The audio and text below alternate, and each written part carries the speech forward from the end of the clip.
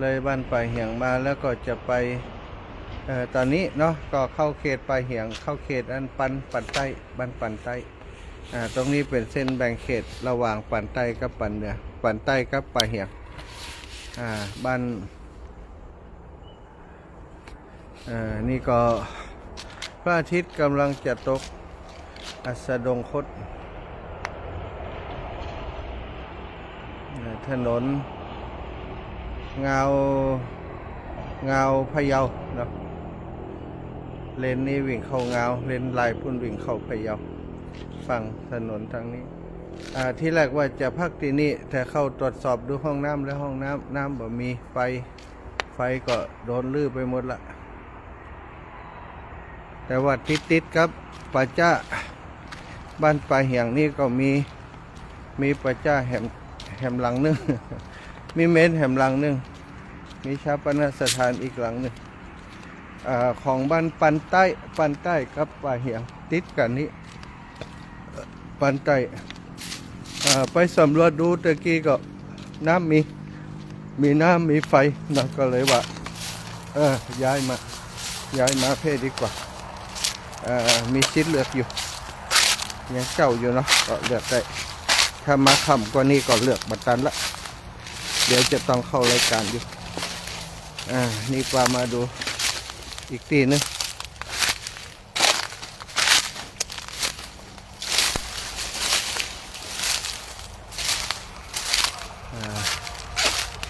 สุสานป่าจ้าบ้านปันใต้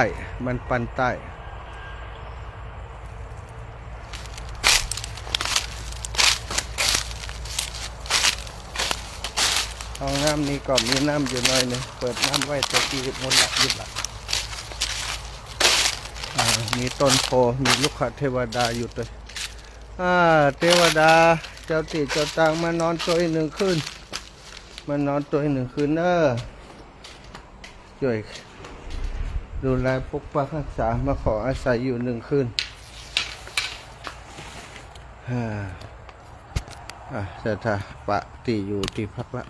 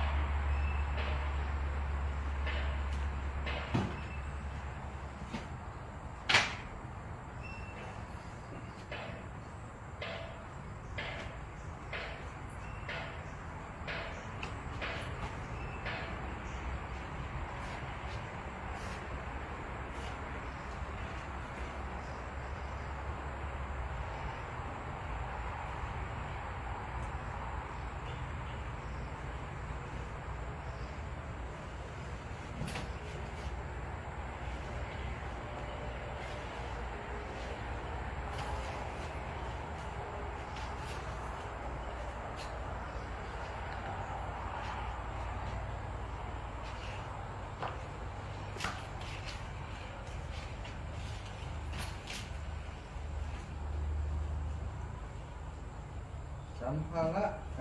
จัดการที่นอนก่อนจัดการที่หลับที่นอนเรียบร้อยก่อน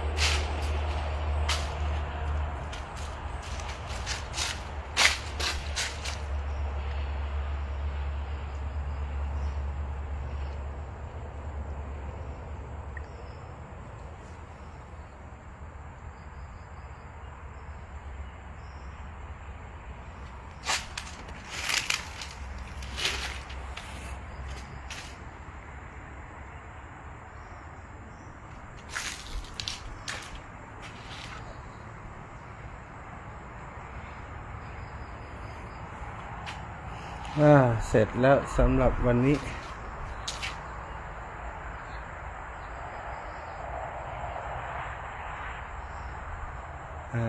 ยังได้ยินเสียงรถอยู่รถก็วิ่งผ่านไปมามีเมนอยู่สองหมู่บ้านติดกันหันหน้าจนกัน